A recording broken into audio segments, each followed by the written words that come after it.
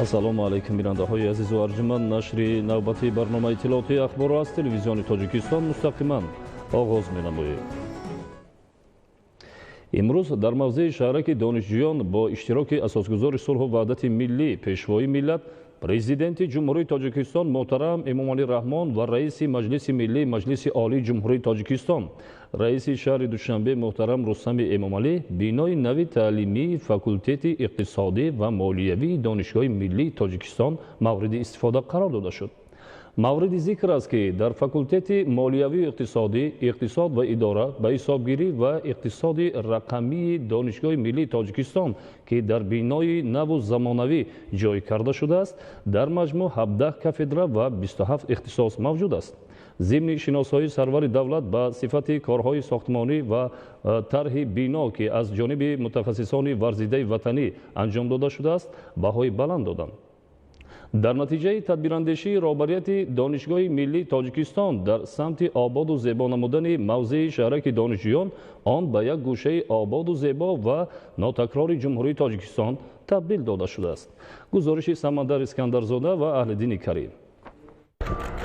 22 январи соли 2021 асосгузори сулҳу ваҳдати миллӣ пешвои миллат президенти ҷумҳурии тоҷикистон муҳтарам Эмомалӣ Раҳмон ва раиси маҷлиси миллии маҷлиси олии ҷумҳурии тоҷикистон раиси шаҳри Душанбе муҳтарам Рустами Эмомалӣ дар мавзеи шаҳраки донишҷӯён бо бардоштани парда аз рӯи лавҳаи рамзӣ бинои нави таълимии факултети иқтисодӣ ва молиявии донишгоҳи миллии тоҷикистонро мавриди истифода қарор доданд.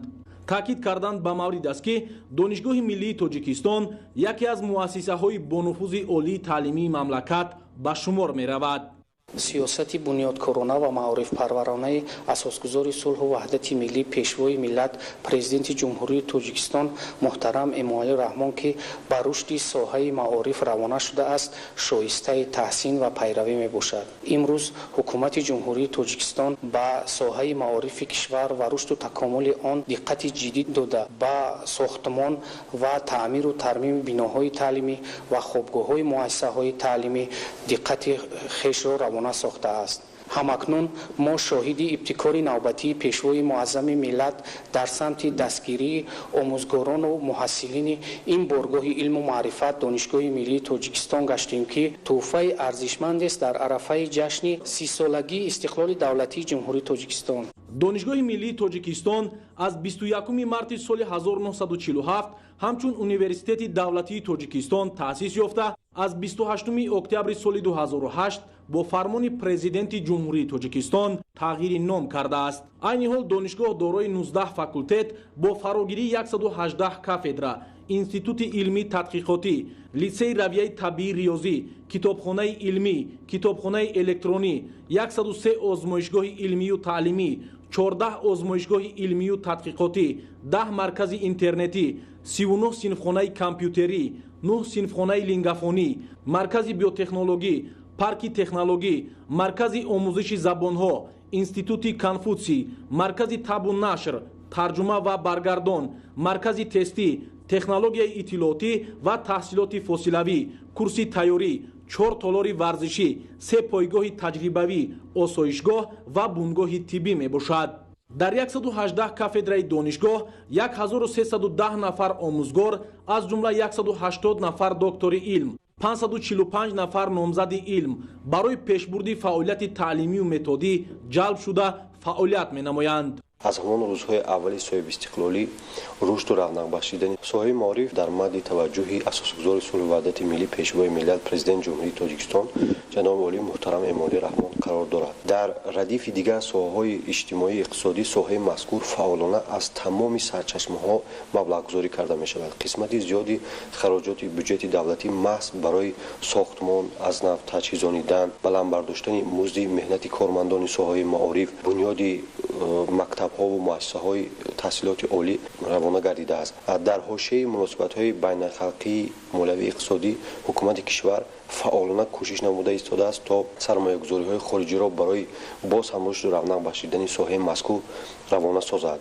қисмати зиёди лоиҳаҳои сармоягузорӣ маҳз дар соҳаи маориф татбиқ гардида истодаанд. ба ҳамагон маълум аст ки қариб дар тамоми сафарҳои асосгузори сулҳу ваҳдати миллӣ пешвои миллат ба шаҳрноҳаҳои мамлакат дар радифи ҳама он корхонаҳои истеҳсолии маишие ки кушода мешаванд, ҳатман муассисаҳои таълимоти умумӣ, кӯдакистонҳо, боғчаҳо кушода мешаванд ки ин ҳам як ҳиссаи нақши арзандаро дар рушду такомул бахшидани соҳаи маориф мегузорад. Донишгоҳи миллии Тоҷикистон дар радифи дигар муассисаҳои олии касбӣ яке аз донишгоҳҳо, яке аз муассисаҳое ба ҳисоб меравад ки дар татбиқи ҳадафҳои стратегии мамлакат нақши арзандаи худро гузошта истодааст. дар донишгоҳ 725 нафар омӯзгори дорои унвони илмӣ фаъолият доранд ки 55.3% онҳо кормандони асосии донишгоҳро ташкил медиҳанд. ин шумора яке аз нишондиҳандаҳои беҳтарин дар байни муассисаҳои таҳсилоти олии ҷумҳурӣ мебошад. ҳамчунин дар донишгоҳ 13 нафар академики Академияи миллии илмҳои ҷумҳурии Тоҷикистон ва 12 нафар узви вобастаи Академияи миллии илмҳои ҷумҳурии Тоҷикистон фаъолият менамоянд. ба рушди соҳаи илму маориф аз ҷониби давлату ҳукумат таваҷҷӯҳи зиёд зоҳир мегардад ва ин ғамхориҳо пайваста эҳсос карда мешавад. аз ҷумла мо имрӯз шоҳиди ифтитоҳи боз як бинои нави замонавӣ муҷаҳҳаз бо технологияи муосир барои факултетҳои иқтисодӣ гардидем. ба он шароите ки пештар факултетҳои иқтисодӣ доштанд барои дар сатҳи зарурӣ тибқи талаботи байналмилалӣ омода намудани мутахассисон ба дараҷаи зарурӣ ҷавобгона буд ва дар заминаи ин бинои нави таълимӣ инчунин ду озмоишгоҳи замонавӣ муҷаҳҳаз бо барномаҳои муосири коркарду таҳлили маълумотҳо аз ҷумла барномаҳои соҳавии як муҳосибот, SPSS ва дигар барномаҳои соҳавии истифодашаванда дар соҳаи омор, ҳисобдорӣ ва дигар самтҳои иқтисодиёт мебошад ки имконият медиҳад донишҷӯён он донишҳои назариявие ки аз бар намуданд татбиқи амалии онҳоро низ дида бароянд. ҳамаи ин пешравиҳо албатта бо шарофати сиёсати маорифпарварона ва воқеан сиёсати дурусти асосгузори сулҳу ваҳдати миллӣ пешвои миллат президенти ҷумҳурии Тоҷикистон муҳтарам Эмомалӣ Раҳмон мебошад. албатта он ғамхориҳое ки аз ҷониби давлату ҳукумат зоҳир мегардад мо устодонро водор месозад ки пайваста дар амалишавии сиёсати воқеан маорифпарваронаи давлату ҳукумат саҳмгузор бошем ва барои омода намудани мутахассисон тибқи талабот ва меъёрҳои байналхалқӣ кӯшиш намоем. имрӯз шумораи донишҷӯён дар донишгоҳ 25746 нафар мебошад ки 18775 нафарро донишҷӯёни шӯъбаи рӯзона, 5538 нафарро донишҷӯёни шӯъбаи ғоибонаю таҳсилоти фосилавӣ ва 1433 нафарро магистрону докторантон ташкил медиҳанд. дар заминаи таваҷҷӯҳи бевоситаи пешвои миллат таҳсилот дар донишгоҳ ба талаботи замони муосир мутобиқ гардонида шуда рӯз то рӯз имкониятҳо ҷиҳати илмомӯзӣ дар ин боргоҳи илм беҳтар карда мешаванд. мо ҷавонони хушбахтем, зеро дар давлати соҳиби истиқлол ва рӯ ба тараққии умр ба сар мебарем. Тоҷикистон рӯз то рӯз бештару бештар пешрафта истодааст. қобили қайд аст ки кушода шудани бинои нави таълимии факултетҳои иқтисодӣ дар донишгоҳи миллии Тоҷикистон маҳз барои пешрафт ва ҷалби донишҷӯён ҳамчунин баланд бардоштани маҳорату малакаи онҳо равона карда шудааст. ба ҷаноби олӣ миннатдории бепоёни хешро иброз кардан мехоҳам ки пайваста дар фикри беҳбудии оммаи мардуми Тоҷикистон мебошанд. давоми солҳои истиқлоли давлатӣ маротибаи ҳаштум аст ки президенти ҷумҳурии Тоҷикистон муҳтарам Эмомалӣ Раҳмон ба донишгоҳи миллии Тоҷикистон ташриф оварда дар чорабиниҳои муҳими ин муассисаи олии таълимии мамлакат ширкат меварзанд ва дар ҳар як боздид барои бунёдкориҳои азим иқдоми нав амалӣ мегардад. аввалин маротиба соли 1993 сарвари давлат муҳтарам Эмомалӣ Раҳмон бо президенти ҷумҳурии исломии Афғонистон Бурҳониддин Раббонӣ ба донишгоҳ ташриф оварда бо ҳайати устодону кормандон вохӯрӣ анҷом доданд. 12 сентябри соли 1998 дар ҷумҳурӣ ҷашни 50-умин солгарди таъсисёбии донишгоҳи миллии Тоҷикистон бо шукӯҳу шаҳомати хоса таҷлил гардид. ба ин муносибат бо иштироки пешвои миллат президенти ҷумҳурии Тоҷикистон муҳтарам Эмомалӣ Раҳмон дар театри давлатии академии драмавии опера ва балети ба номи устод Садриддин Айнӣ ҷамъомади идона баргузор гардид. تشریف سیومی پیشوای معظم ملت به دانشگاه ملی به 31 آگوست سال 2007 راست می آید. ضمن این بازدید سرور دولت بینای خوابگاه رقم 7 را برای دانشجو دختران افتتاح کردند. مراتبه 4-5 سپتامبر سال 2007 پرزیدنت مملکت محترم امامعلی رحمان به دانشگاه ملی تشریف آوردند. ضمن این بازدید پیشوای ملت برای بنیاد بناهای نو تعلیمی شهرک دانشجویان خشت اول گذاشتند. بخشیده به 60مین سالگرد تأسیسیابی دانشگاه، پیشوای ملت 24 اکتبر سال 2008 به دانشگاه ملی تشریف آورده از یک قطار بناهای موجوده و انشاءات نو ساختمانشان ادامه داشته دانشگاه دیدن کردند. پرزیدنت مملکت بعد بازدید از دانشگاه با استادان و دانشجویان در تالار کاخ وحدت پایتخت واخوری خاطرماند انجام دادند. 1 سپتامبر سال 2010 بخشیده به روز دانش در شهرک دانشجویان دانشگاه با اشتراک پیشوای معظم ملت افتتاح 4 بینای نو تعلیمی دانشگاه، بینای فاکولتت‌های فیزیکا، بیولوژیا، گیولوژیا، مکانیکا و متماتیکا و فاکولتت مشترک دانشگاه ملی تاجیکستان و مؤسسه‌های عالی تعلیمی جمهوری بلاروس دایر گردید. 6 مارس سال 2015 پیشوای ملت به شهرک دانشجویان دانشگاه ملی تاجیکستان تشریف آورده برای ساختمان بینای اول خوابگاه نو آن سنگ اساس گذاشتند. تشریف 8 سرور دولت به دانشگاه 20 می سال 2020 صورت گرفته پیشوای ملت محترم امامعلی رحمان از رفت کارهای سازندگی خوابگاه نو دانشگاه که از 12 آشیانه عبارت است بازدید نمودند. محض با تلاش‌های سازنده پیشوای ملت برای رشد و تکامل این بارگاه علم تدبیرهای ارزشمند عملی شد.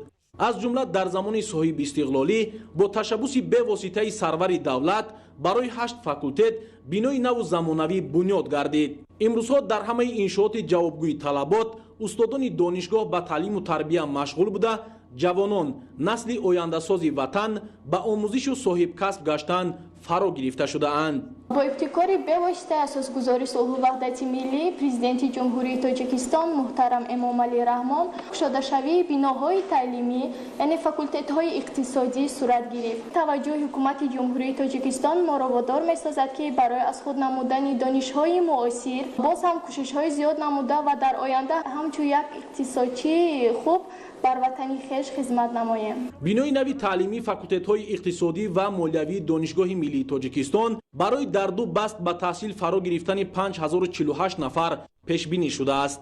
انشاءات مذکور از 2 قسم 7 آشیانگی عبارت بوده. در آن فاکولتت مالیوی و اقتصادی، اقتصاد و اداره، به حسابگیری و اقتصاد رقمی جایگیر می باشد. در فاکولته اقتصاد و اداره در سال تحصیل 2020-21 1571 نفر دانشجویان تحصیل می‌نمایند که در آن از روی 9 اختصاصی رویه اقتصادی کادرهای بلند اختصاص آماده کرده می‌شوند. با دستور و هدایت‌های پیشوای معظم ملت محترم امامعلی رحمان جهت تطبیق و اینچنین تشکیل نمودن اختصاص‌های نوی معاصر مطابق با بازار مهنت جهانی اختصاص‌های لوجستیک و اقتصاد سبز تشکیل کرده شد که علاوه در آن دانشمندان با کورس یک ملکه داخلی شدند. انشاءات از آثارخانه 73 صنفخانه درسی با گنجایش از 14 تا 50 جای نشست، 5 تالار کلون مجلسی دارای 100 جای نشست، 4 کابینت لینگافونی هر کدام دارای 16 جای نشست، 8 صنفخانه کامپیوتری، آزمایشگاه تعلیمی 1S برای آموزش نازکی‌های علمی محاسبی و آزمایشگاه اینواسیونی تکنولوژی معاصر اینفورماسیونی عبارت میباشد. وظیفه‌های اساسی مرکز اینواسیونی برای فن‌های اقتصادی از اون عبارت می‌باشد که در کارکرد تهیه برنامه‌های استراتژی رشد عنصرهای صنعتی جمهوری تاجیکستان کار و خدمت می‌نماید. هیئت آموزگاران، دانشجویان و همه گونه محصلین دانشگاه ملی که شوق و هوس مسائل‌های با علم مشغول شدن در آینده را دارند و بعضی کارکردهای علمی دارند می‌توانند که با استفاده از تکنیک و تکنولوژی‌های مرکز اینواسیونی تمام نتیجه علمی خود را در اینجا به طریق شکل‌گرایی پیشنهاد نمایند. در آثارخانه نوی دانشگاه نگاره‌های اصلی از قبیل حجت‌های دانشجویی سرور دولت، عکس‌ها و اشیاء خوانش بخشیده به آوان دانشجویی پرزیدنت جمهوری تاجیکستان و در یک قسم دیگری آن موادها عاید به سهم پیشوای ملت در رشد دانشگاه ملی تاجیکستان جمع‌آوری گردیده است که بسیار جالب است. дар факултети молиявию иқтисодӣ, иқтисод ва идора ба ҳисобгирӣ ва иқтисоди рақамии донишгоҳи миллии тоҷикистон ки дар бинои наву замонавӣ ҷойгир карда шудааст, дар маҷмӯъ 17 кафедра ва 27 ихтисос мавҷуд буда 192 нафар устод аз ҷумла ҳайати бонуфузи академико, номзадҳои илм ва профессорон ба таълиму тарбияи 5048 нафар донишҷӯ машғуланд.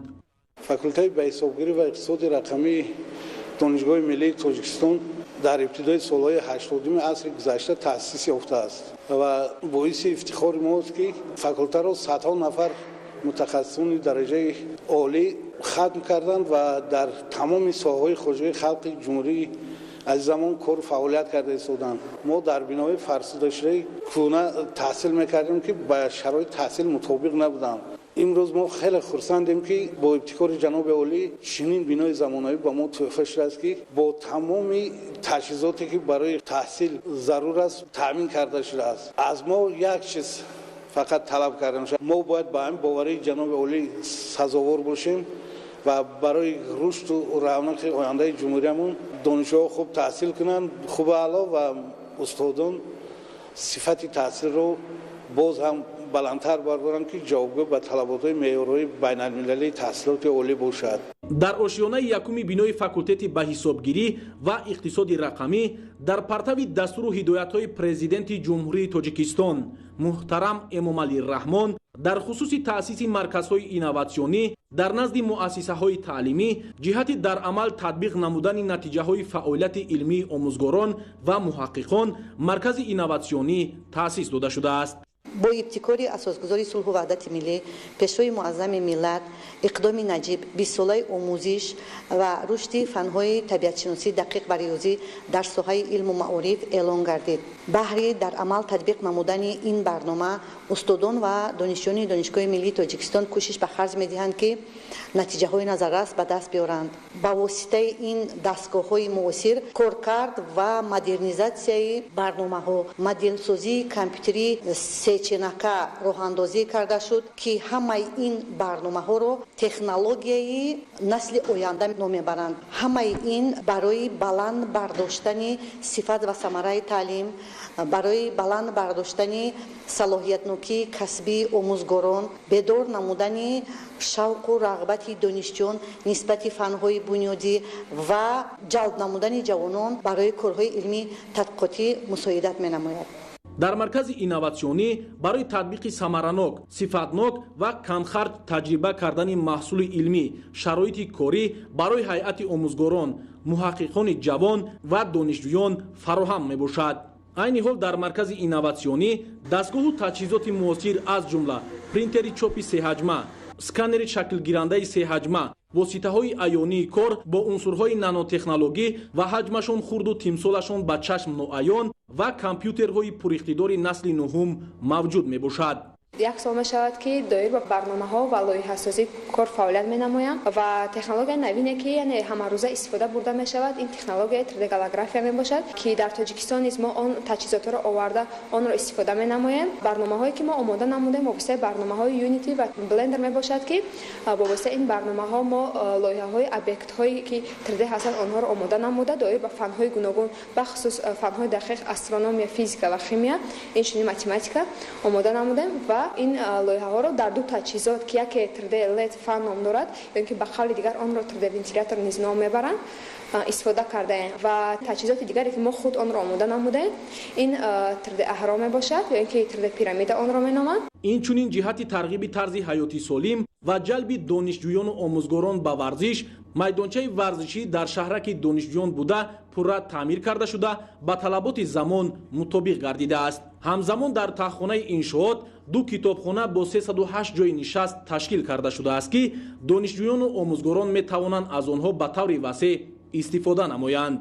дар донишгоҳи миллии тоҷикистон китобхонаи илмӣ фаъолият менамояд ки дар он зиёда аз 1 миллион нусха ҳам дастхатҳо ва ҳам китобҳои чопӣ маҳфуз ҳастанд ки онҳоро доираи васеи хонандагон, донишҷӯён, аспирантон, магистрантон, докторантони анъанавӣ, докторантони PhD ва устодону кормандони донишгоҳ ва берун аз донишгоҳ истифода мебаранд. در فیلیال کتابخانه علمی دانشگاه ملی تاجیکستان در نزد فاکولته‌های اقتصادی نیز زیاده از 60,000 نسخه کتاب‌ها محفوظ هستند که دانشجویان نه تنها فاکولته‌های اقتصادی دانشگاه ملی تاجیکستان بلکه دانشجویان رویه‌های اقتصادی دیگر مؤسسه‌های تحصیلات عالی کسبی و مؤسسه و ساختارهای علمی کشور می توانند به طور ثمرناک و وسیع استفاده برند.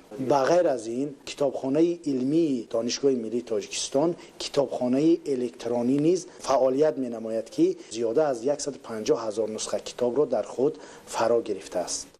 ҳамаи синфхонаҳои таълимӣ бо технологияи муосири информатсионӣ аз ҷумла компютер, тахтаи электронӣ ва видеопроекторҳо муҷаҳҳаз мебошанд.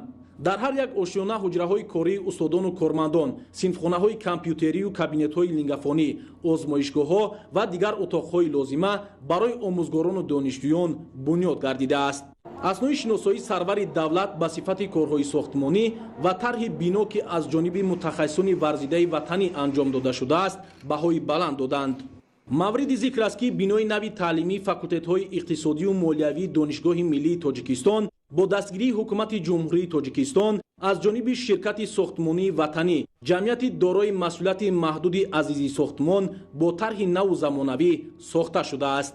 ما مسئولان شرکت عزیز ساختمان بنیاد همین انشاءات را بر عهده داشتیم. در رفت کارهای ساختمانی نزدیک 250 نفر به طور شبانه روزی فعالیت کردند. نتیجه تلاش‌های پیوسته بود که این انشاءات در کوتاه‌ترین مهلت ساخته به استفاده داده شد. ما اطمینان کامل داریم که این درگاه علم و معرفت 100 سالها پایدار باقی میماند.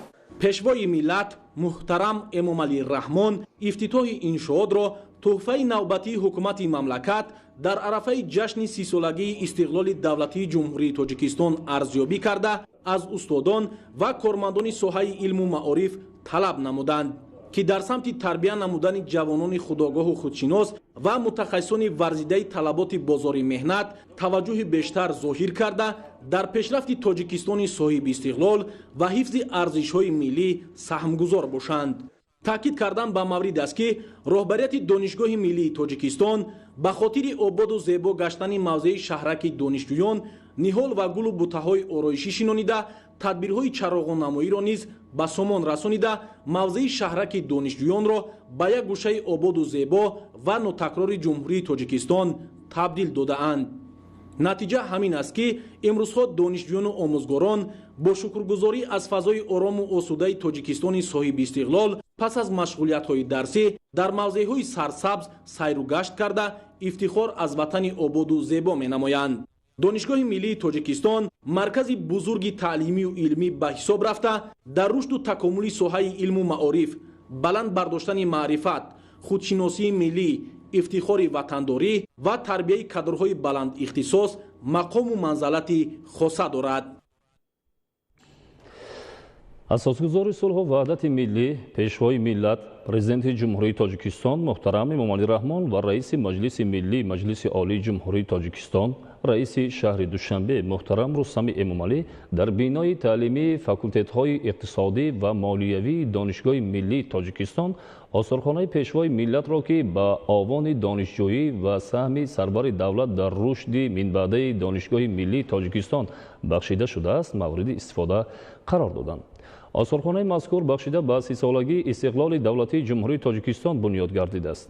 мақсад аз он тарбияи наслҳои имрӯз дар рӯҳияи худшиносӣ, арҷгузорӣ ба рукнҳои давлатдории миллӣ ва ошноӣ бо хизматҳои шоёни пешвои муаззами миллат дар роҳи эъмори ҷомеаи муосири тоҷикистон, саҳми шахсии роҳбари давлат дар инкишофи соҳаҳои гуногуни илму маориф, алалхусус дар пешрафти чашмраси бонфузтарин муассисаҳои олии таълимии кишвар донишгоҳи миллии тоҷикистон мебошад. бо дар назардошти мақому манзалати барҷастаи донишгоҳ, шӯрои олимони донишгоҳи миллии тоҷикистон аз 18 августи соли 2020 оид ба таъсис додани осорхонаи нав ҷиҳати инъикоси давраи таҳсили пешвои миллат муҳтарам эмомалӣ раҳмон дар ин боргоҳи илм, хизматҳои сарвари давлат дар рушду пешрафти ҳамаҷонибаи донишгоҳ, нишон додани дастовардҳои бонуфузтарин мактаби олии кишвар дар шароити имрӯза ва нақши он дар рушди маориф, худшиносӣ, افتخار از وطن و ارزو سپاس استادان و دانشجویان به وطن و ملت و پیشوای معظم خویش قرار قبول کردند. تأسیس آثارخانه، مهرنامه و عرض سپاس هیئت زیاده از 2000 نفره کارمندان و عالمان و زیاده از 25000 نفره دانشجویان دانشگاه ملی تاجیکستان به ختم کرده فاکولته اقتصاد تاجیکستان دانشگاه در سالهای 1977-1982 پرزیدنت جمهوری تاجیکستان محترم امامعلی رحمان می باشد. دانش‌های اندوخته سرور دولت در آغوش این درگاه علم و معرفت امکان دادند تا به زینه‌های بلندی راهبری رسیده ملت و وطن محبوب را از ورطه هلاکت نجات دهند. دولت نوین تاجیکان را احیا به یکی از سیاستمداران شناخته جهانی و راهبر تاجیکان جهان اعتراف کردند. آثارخانه پیشوای ملت مطابق به طلبات زمان معاصر با در نظر داشتی اصلیت و مضمون و مندرجه نگاهرها تأسیس داده شده، حس خودشناسی و وطندوستی، افتخارمندی و ذوق استتیکی بیننده را دوچند می‌نماید. اکسپونات ها آثارخانه آوان تحصیل محترم امامعلی رحمان را در این مؤسسه فرا گرفته نادرترین سند از قبیل عریضه داخل شوی، ورقه امتحانی، موضوع انشای داخل شوی به مؤسسه عالی تعلیمی، بلیت دانشجویی، دفترچه امتحانی، کارهای کورسی، دیپلم و فرمان ختم، اینچنین فنهای تعلیمی، بخش اقتصادی، دستاوردهای عالمان دانشگاه و غیره ها در تالارهای منقش و زیبا آن نگاهداری می شوند. آثارخانه از اتاق پذیرایی و دو تالار تحصیل و استقلال عبارت بوده. نگاهرها از نگاه تاریخی مرتب شدند. مثلا در طرف دیوار راست اتاق پذیرایی نشان دولتی تاجیکستان در گچ حکاکی گردیده، از طرف چپ پرچم دولتی گذاشته شده است. در روبروی در درآمد میز 8 گوشه کنده‌کاری شده با کرسی ها گذاشته شده است. سقف بنا با کنده‌کاری های چوبین پوشانیده شده است که محصول دست دانشجویان کالج رسامی به نام عالیموف می باشد. در درآمدگاه تالار تحصیل باشد میز دانشجویان سالهای 1970-1980 عصر 20 که پیشوای ملت در آن نشسته تحصیل علم نمودند به نمایش گذاشته شدند. کمپوزیسیای کتاب باباجان غفوروف تاجیکان تاریخ قدیم و عصرهای میانه چاپی سال 1972 در لوحه چوبین بازیافت‌های دانشجویان فاکولته تاریخ هنگام تجربه آموزی ارخئولوژی در ناحیه فرخار و نگاره‌های کنده‌کاری شده تالار را باز هم پوره می‌گردانند. دو ستون تالار با تصویر نقش‌های مقبره مولانا یوسف خطلانی کنده‌کاری شدند. تالار استقلال این آثارخانه با تشریف‌های پیشوای ملت پرزیدنت جمهوری تاجیکستان محترم امامعلی رحمان به دانشگاه ملی تاجیکستان و دستاوردهای دانشگاه در 30 سال صاحب استقلالی جمهوری تاجیکستان بخشیده شده است. در همین تالار اینچنین عکس‌های تشریف پرزیدنت جمهوری تاجیکستان به دانشگاه، عنوان‌های فخری از جانب دانشگاه‌های جهان تقدیم شده گذاشته شده است. آثار پرزیدنت جمهوری تاجیکستان محترم امامعلی رحمان و موادهای به پیشوای ملت بخشیده شده گوشه دیگر این تالار بر هوا را زینت بخشد. دستاوردهای عالمان دانشگاه نیز در رسته‌های این تالار به نمایش گذاشته شده است. سقف بنا با کجکاری‌های ملی آرا یافته، اثرهای رسامان تاجیک در جایهای موافق آویزان کرده شدند. در مجموع آثارخانه پیشوای ملت تجسمگر سیاست خیرتمندانه پرزیدنت جمهوری تاجیکستان محترم امامعلی رحمان در بخش علم و معارف بوده برای استادان و دانشجویان دانشگاه راهنمای ارزنده خواهد گردید. وحدت ملی پیشوای ملت پرزیدنت جمهوری تاجیکستان محترم امامعلی رحمان و رئیس مجلس ملی مجلس عالی جمهوری تاجیکستان رئیس شهر دوشنبه محترم رستم امامعلی در بینای تعلیمی فاکولته‌های اقتصادی و مالیوی دانشگاه ملی تاجیکستان آثارخانه پیشوای ملت را که به آوان دانشجویی و سهم سرور دولت در رشد منبع دانشگاه ملی تاجیکستان بخشیده شده است مورد استفاده قرار دادند. осорхонаи мазкур бахшида ба 30 солагии истиқлоли давлатии ҷумҳурии тоҷикистон бунёд гардидааст. мақсад аз он тарбияи наслҳои имрӯз дар рӯҳияи худшиносӣ, арҷгузорӣ бар рукнҳои давлатдории миллӣ ва ошноӣ бо хизматҳои шоёни пешвои муаззами миллат дар роҳи эъмори ҷомеаи муосири тоҷикистон, саҳми шахсии роҳбари давлат дар инкишофи соҳаҳои гуногуни илму маориф, алалхусус дар пешрафти чашмраси бо нуфузтарин муассисаи олии таълимии кишвар, донишгоҳи миллии тоҷикистон мебошад. роҳбарияти донишгоҳи миллии тоҷикистон бахшида ба 30-солагии истиқлолияти давлатии ҷумҳурии тоҷикистон тасмим гирифтанд ки як осорхонаеро ба хотири инъикоси дастовардҳои донишгоҳи миллии тоҷикистон дар давоми 30 сол таъсис намоянд. ҳоло мо дар толори таҳсилот қарор дорем. мо иро ба хотири толори таҳсилот мондем ки ин ба давраи донишҷӯии эмомалӣ раҳмон, ҳоло асосгузори сулҳу ваҳдати миллӣ, пешвои миллат, президенти ҷумҳурии тоҷикистон мансуб мебошад. дар толор ҳуҷҷат, аснодҳои асилро гирд овардем. мо дар давоми 5 моҳ ин ҷониб ҳуҷҷатҳоро пайдо карда ба марази тамошо гузоштем. ҳуҷҷатҳо бисёр ҳуҷҷатҳои асил, оригинал ҳастанд ва дар 3 қисмат онҳоро мо тақсим кардем.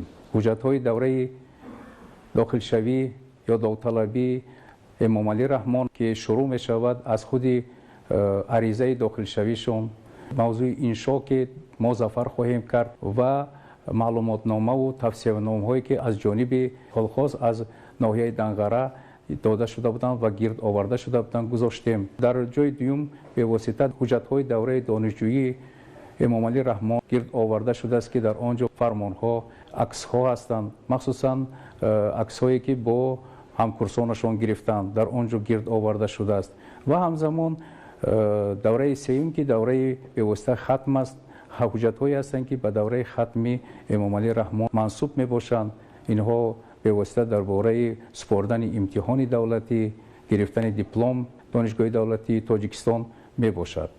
толор бо як хусусияти хоси худ фарқ дорад. мо инро бо як усули анъанавии миллӣ оро додем ки то ки инъикоскунандаи ҳаёти солҳои 70-80 асри 20 бошад. як чизи бисёр муҳим ва зарурӣ дар ин толор аз он иборат аст ки ин аз 2 сутун иборат аст ва нақши ҳамин сутунҳоро мо аз мақбараи мавлоно юсуфи хатлонӣ ки дар асри 19 зиндагӣ кардааст овардем, ба тариқи рамз овардем ки дар ин ҷо сутун дар сутун ҷой карда шудааст. бо дар назардошти мақому манзалати барҷастаи донишгоҳ, шӯрои олимони донишгоҳи миллии тоҷикистон аз 18 августи соли 2020 оид ба таъсис додани осорхонаи нав ҷиҳати инъикоси давраи таҳсили пешвои миллат муҳтарам эмомалӣ раҳмон дар ин боргоҳи илм, хизматҳои сарвари давлат дар рушду пешрафти ҳамаҷонибаи донишгоҳ, нишон додани дастовардҳои бонуфузтарин мактаби олии кишвар дар шароити имрӯза ва нақши он дар рушди маориф, худшиносӣ, ифтихор аз ватан ва арзу сипоси устодон ва донишҷӯён ба ватану миллат ва пешвои муаззами хеш қарор қабул карданд. таъсиси осорхона меҳрнома ва арзи сипоси ҳайати зиёда аз 2000 нафараи кормандону олимон ва зиёда аз 25 000 нафараи донишҷӯёни донишгоҳи миллии тоҷикистон ба хатмкардаи факултаи иқтисодиёти донишгоҳ дар солҳои 1977 1982 президенти ҷумҳурии тоҷикистон муҳтарам эмомалӣ раҳмон мебошад. донишҳои андухтаи сарвари давлат дар оғӯши ин даргоҳи илму маърифат имкон доданд ки то ба зинаҳои баланди роҳбарӣ расида миллату ватани маҳбубро аз вартаи ҳалокат наҷот диҳанд, давлати навини тоҷиконро эҳё ва яке аз сиёсатмадорони шинохтаи ҷаҳонӣ ва роҳбари тоҷикони ҷаҳон эътироф гарданд. солҳои 1977-1982 пешвои миллати мо президенти ҷумҳурии тоҷикистон эмомалӣ раҳмон дар ин факулта таҳсил карда буданд. ва албатта мо бояд ки як тарзи як осорхонаe бунёд кунем ки дар равиши нишон додани яъне ки анамин таърихи худи донишгоҳ ва ҳамчунин яъне ки дар замони пеш қабл аз соҳиб истиқлолӣ ва баъди соҳиб истиқлолӣ чӣ гуна дастовардҳо ба даст овардааст донишгоҳ.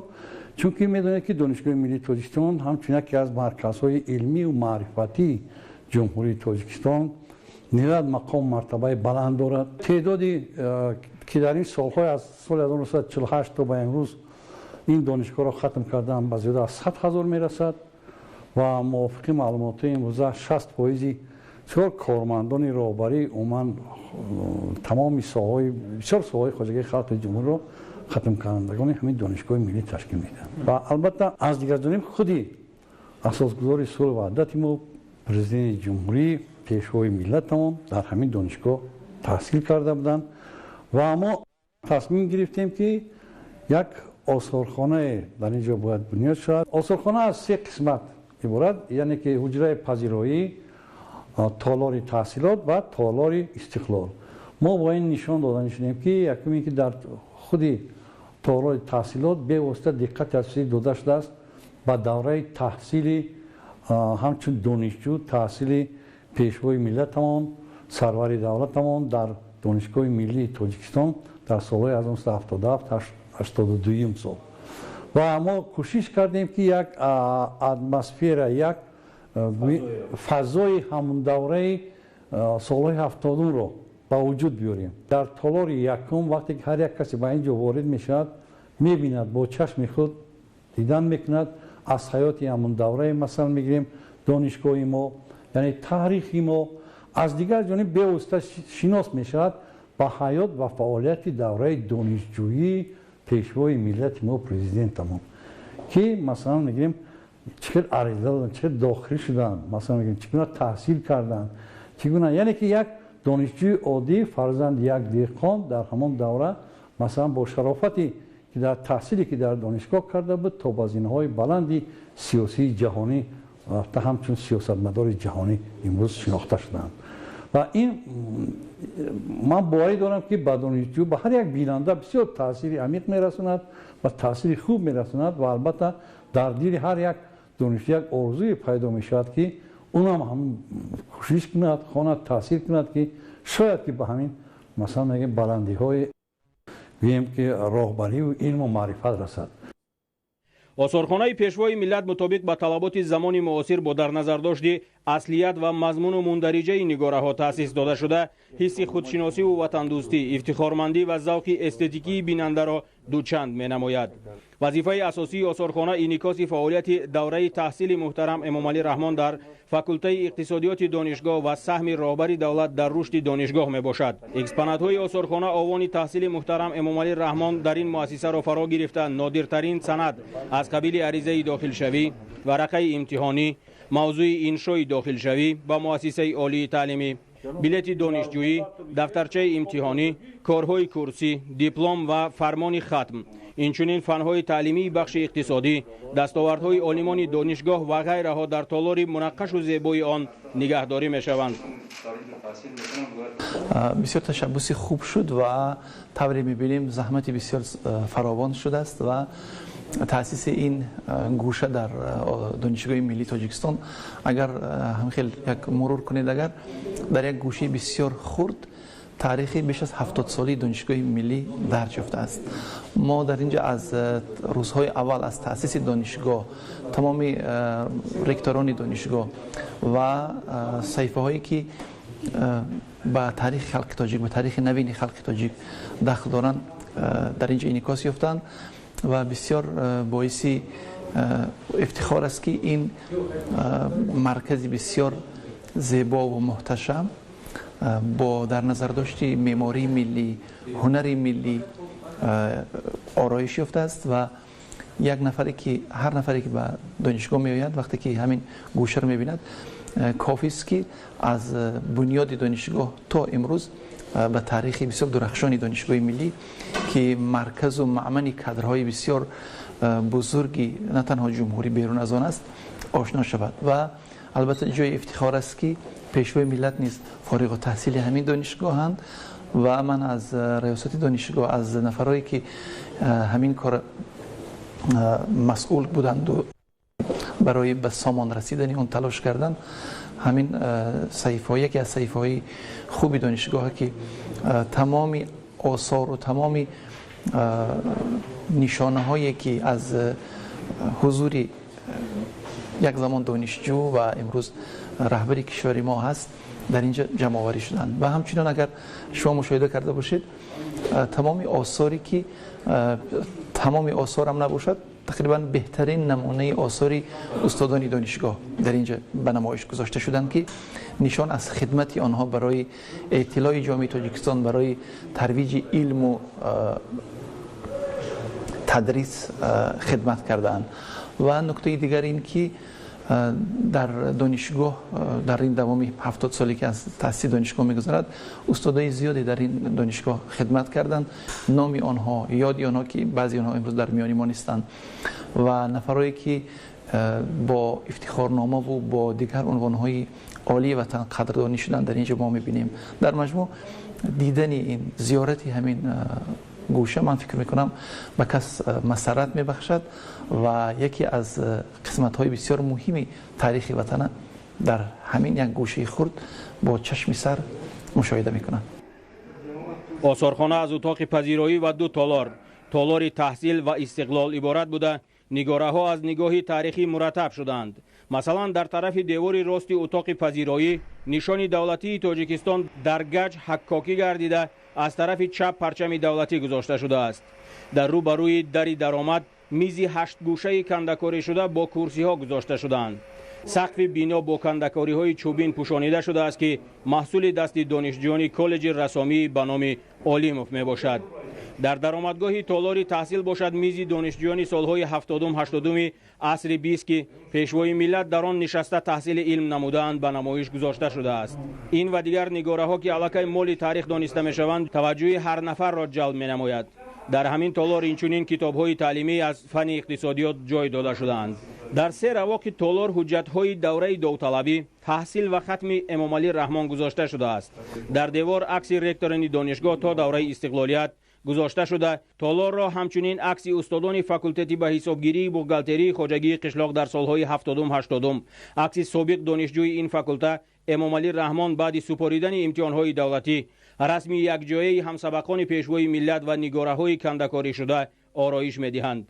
کمپوزیسیون کتاب باباجان غفورов تاجیکان تاریخ قدیمترین قدیم و عصرهای میانه چاپ سال 1972 در لوحه چوبین با زیافت‌های دانشجویان فاکولته تاریخ هنگام تجربه آموزی ارخئولوژی در ناحیه فرخار و نگاره‌های کندکاری شده تالار را باز هم پرره می‌گردانند. 2 ستون تالار با تصویر نقش‌های مقبره مولانا یوسف ختلانی کندکاری شدند. تالار استقلال آثارخانه با تشریف‌های پیشوای ملت پرزیدنت جمهوری تاجیکستان محترم امام علی رحمان با دانشگاه ملی تاجیکستان و دستاوردهای دانشگاه در 30 سال صاحب استقلالی جمهوری تاجیکستان بخشیده شده است. در همین تالار اینچنین عکس‌های تشریف پرزیدنت جمهوری تاجیکستان به دانشگاه، عنوان‌های فخری از جانب دانشگاه‌های جهان تقدیم شده گذاشته شده است. آثار پرزیدنت جمهوری تاجیکستان محترم امام علی رحمان و موادهای به پیشوای ملت بخشیده شده گوشه دیگر این تالار برهوا را زینت می‌بخشند. دستاوردهای عالمان دانشگاه نیز در رسته‌های این تالار به نمایش گذاشته شده است. سقف بنا با گچکاری‌های ملی آرای یافته اثرهای رسامان تاجیک در جایهای موافق آویزان کرده شدند.